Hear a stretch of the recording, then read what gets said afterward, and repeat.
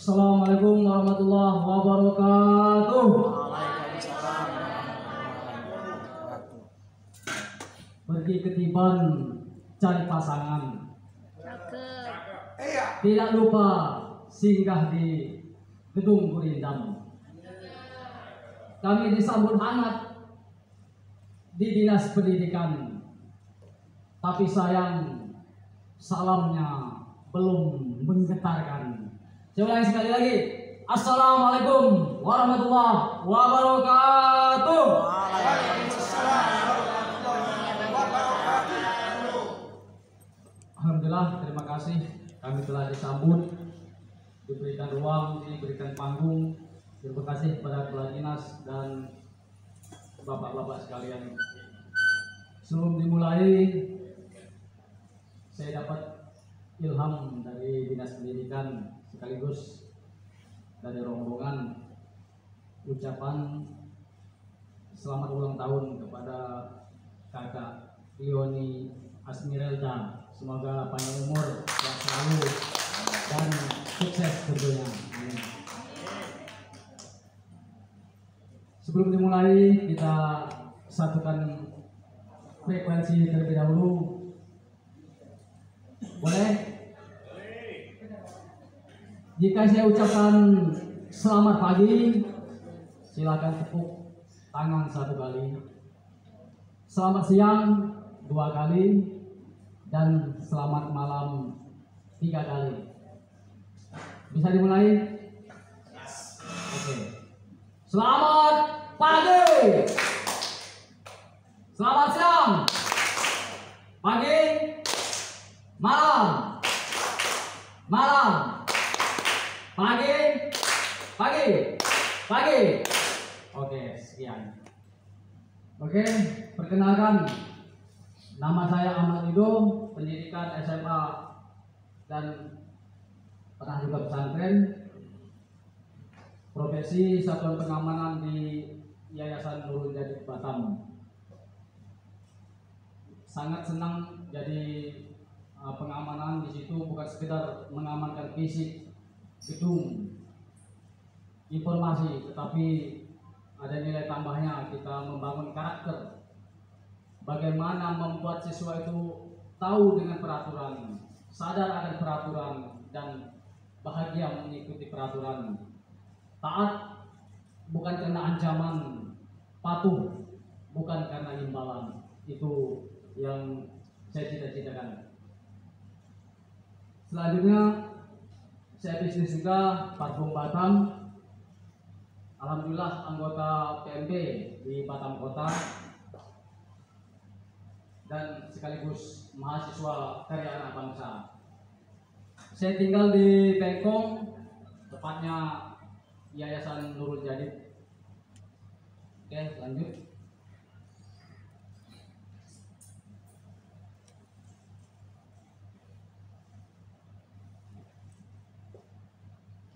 Di sini saya ingin mengingatkan, mungkin bapak-bapak lebih paham apa keuntungan kita mempelajari ilmu komunikasi.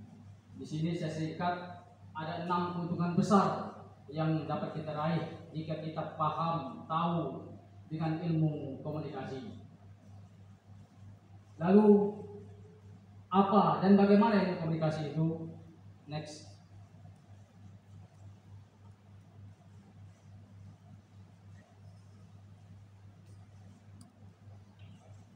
Komunikasi adalah proses pengiriman atau penerimaan pesan antara 2 orang atau lebih. Bisa juga pengiriman perasaan lewat kode atau simbol. Bahkan kita tahu komunikasi Mr. Bean mampu mengguncang dunia. Itu komunikasi tanpa suara. Jadi gestur, kode atau simbol, jika kita mampu meraciknya, itu akan menjadi sebuah keutamaan. Tapi jika kita tidak paham, walaupun suara yang melengking, walaupun lama kita menjelaskan, tapi ilmu yang tidak paham, pesan tidak tersampaikan, orang tidak paham, bahkan bisa gagal paham. Itu sekilas dari ilmu komunikasi. Next. Lalu keuntungan apa yang bisa kita dapat dari komunikasi? Komunikasi terbagi 3. Yang pertama, komunikasi kepada Sang Pencipta. Kita lebih paham mungkin komunikasi dengan Sang Pencipta itu doa atau ibadah. Jika baik komunikasi kita satu ini, berkemungkinan besar kita dapat 6 keuntungan. Yang kedua, komunikasi intrapersonal, komunikasi diri kita sendiri, yaitu bagaimana kita bisa berkomunikasi hati, pikiran, dan ucapan. Karena jika tidak sinkron, apa yang kita pikirkan, apa yang kita ucapkan, tentu akan berdampak negatif. Kita harus tahu yang kita ucapkan, yang kita perbuat, harus kita sadari atas perintah hati dan pikiran kita. Lalu komunikasi yang ketiga adalah komunikasi interpersonal. Komunikasi kita ke lingkungan, ke teman, sahabat, atasan dan bawahan, murid ke guru, suami dan ke istri atau istri ke suami. Jika baik komunikasi interpersonal, baik komunikasi intrapersonal, baik komunikasi kepada Sang Pencipta, saya pastikan kita akan dapat 6 keuntungan dari komunikasi.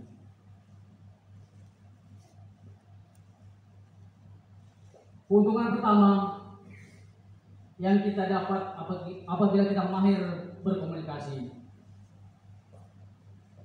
Survei membuktikan di Amerika, di sana dikumpulkan 10 ketakutan terbesar manusia, dan dalam urutan pertama hasil survei di sana, ketakutan manusia tertinggi adalah berbicara di depan publik atau berbicara di depan umum. Sedangkan ketakutan yang nomor 4 adalah ketakutan pada kematian. Ini artinya apa? Berbicara di depan umum itu lebih menyeramkan daripada kematian itu sendiri. Ini pengalaman saya pribadi. Dulu di pesantren juga pernah. Dulu jika belajar ceramah di pesantren, kami harus ada podium atau mimbar. Ini bukan supaya terlihat berkarisma, berwibawa atau lebih gagah, tapi menghindari dengkul terlihat bergetar karena grogi atau nervous. Selanjutnya, keuntungan yang kita dapat jika kita pandai atau mahir berkomunikasi adalah membuat pribadi menyenangkan atau orang senang mendengarkan kita. Itu bisa kita lihat bagaimana pejabat publik itu karena bagus komunikasinya, jadi banyak yang senang mendengarkan ucapannya, disenangi. Karena ilmu komunikasi ini apabila baik yang kita ucapkan, itu akan menimbulkan inner beauty atau kecantikan dari dalam. Itu akan datang dengan sendirinya, apalagi kita tahu hubungan timbal balik sebab akibat. Jika baik yang kita ucapkan, baik yang kita pikirkan, maka baik juga yang akan datang. Selanjutnya, apabila kita mahir berkomunikasi, akan mendapat keuntungan yang ketiga, yakni menambah kemampuan dalam berpikir. Ini pasti. Jadi yang mahir komunikasi tidak miskin kata-kata, dia kaya akan bahasa, tidak monoton pada satu kata. Jadi yang mendengarkan tidak jenuh. Dia mampu menjelaskan dari setiap lini umur, bicara ke anak-anak, ke dewasa, ke yang berpendidikan. Walaupun tujuannya sama, tapi cara penjelasannya, kata-katanya, bahasanya jelas berbeda jika dia paham dengan ilmu komunikasi. Selanjutnya, keuntungan yang kita dapat yang keempat adalah meningkatkan kemampuan leadership. Karena komunikasi adalah salah satu alat menciptakan pengaruh terhadap orang lain. Jika komunikasinya baik, dipastikan semakin baik juga orang lebih banyak yang dia pengaruhi. Salah satu contoh pimpinan itu karena sangat baik komunikasinya. Saya akan berikan sedikit contoh.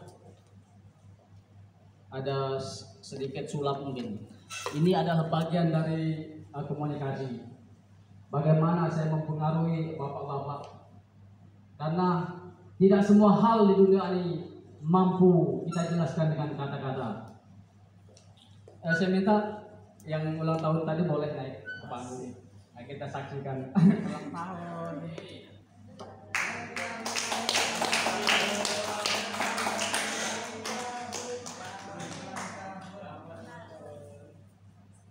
MC-nya tadi ya? Hah? MC. Iya, ini ulang tahun ya, Pak? Iya. Selamat ya. Selamat ulang tahun. Oke, kita cek dulu aslinya apa, ada sambungan. Ada sambungan atau enggak? Enggak ada sambungan. Pentingnya cek tajam enggak? Tajam atau enggak tuh pentingnya? Nanti kan kita potong. Oke, tajam. Potong.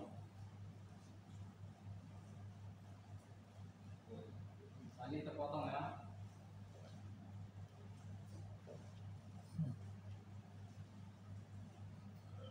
Akan sambung kembali. Tetap fokus.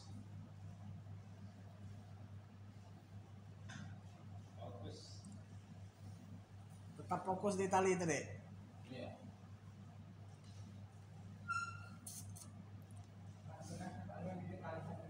Tersambung ya. Cuma disambung aja ya bang. Tersambung belum ini? Hah?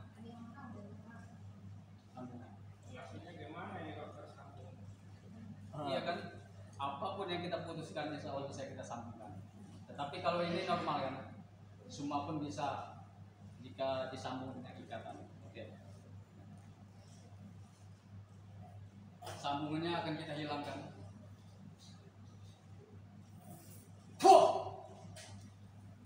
Tepuk tangan dong. Aku kaget bang. Ternyata nggak fokus mungkin.